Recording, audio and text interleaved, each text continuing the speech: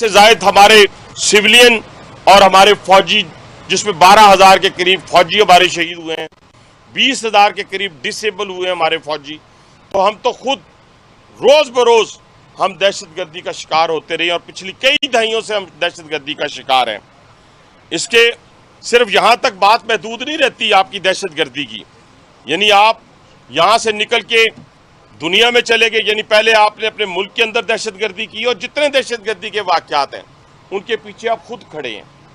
अच्छा, उसको भी मैं अभी साबित करता हूँ कि हर वाक़े के पीछे आप क्यों दहशतगर्दी का वाक़या खुद करते हैं, उसके बेनिफिशरी आप खुद हैं। ख़ास तौर पे ये जो मोदी सरकार है, ये मैं हिंदुस्तानी कौम को भी कहूँगा कि इस सरकार ने आपकी पूरी कौम का, पूरे हिंदुस्तान का बेड़ागर्क कर दिया है, इसके चेहरे को मस्क कर दिया है और उस चेहरे को मजीद मस्क करता चला जा रहा है। तो आपको भी इससे होशियार रहना है। लेकिन अब वो वहाँ से निकल के जब पूरी दुनिया में चला गया, पूरी दुनिया के सामने एक्सपोज हो गया, तो अब आ जाते हैं आप इस इनकाउंटर के ऊपर। ये जो इनकाउंटर करते हैं, फेक इनकाउंटर, जो दूसरा मेरा पॉइंट है वो फेक इनकाउंटर का है, जिसके लिए मैं पूरी दुनिया को खबरदार करने लगा हूँ कि 1500 से जायद कश्मीरियों को मुख्तलिफ यूनिवर्सिटियों और कॉलेजों से उठा लिया गया है फेक इनकाउंटर के लिए। इस वक्त की बात कर रहा हूँ। इसके अलावा जो लोग गलती से सरहद पार करके पाकिस्तानी LOC के करीब या वाघा के नज़दीक या राजस्थान के इलाके से जेलों में मौजूद थे, उनको जेलों से दूसरी जगह पे मुंतकिल कर दिया गया है फेक इनकाउंटर के लिए। और अभी जितने इनकाउंटर्स पिछले दिनों हुए हैं वो सब के सब फेक साबित हुए हैं।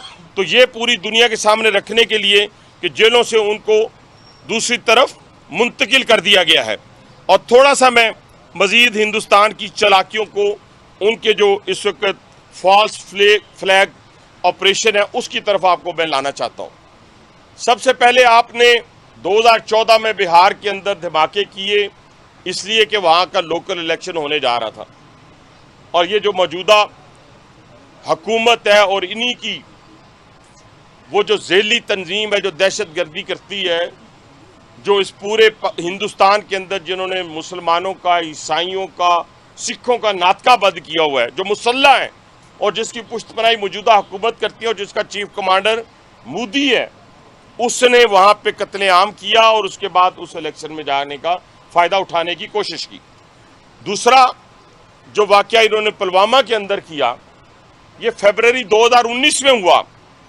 फरवरी 2019 में इन्होंने ये अटैक, वहाँ पे दहशतगर्दी का एक वाक़या होता है और उसको बहाना बनाकर पाकिस्तान पे हमला करते हैं और आगे से क्या हशर होता है कि 2 तैयारे गिरवा देते हैं। फिर अपना वो बंदा जो है, वो पायलट जो है, वो यहाँ गिरफ्तार हो जाता है, अभिनंदन, और उसको गिरफ्तार करते हैं कौन? हमारे आज़ाद कश्मीर के लोग, वहाँ के लोकल लोग, और उसको ठुड्डों से उसकी तबाज़ो करते हैं। फिर बाद जाके पाक फौज उसको वहाँ से छुड़ाती है और फिर उसको चाय पिला के वापस किया जाता है, जो मैं समझता हूँ कि उस वक़्त भी उसको उस जुर्म की सज़ा देनी चाहिए थी। लेकिन बहरहाल उस वक़्त के जो हालात थे या नहीं थे, मुझे नहीं उसके बारे में पता, ना मैं ज़िम्मेदार हूँ ना मेरी हुकूमत ज़िम्मेदार है।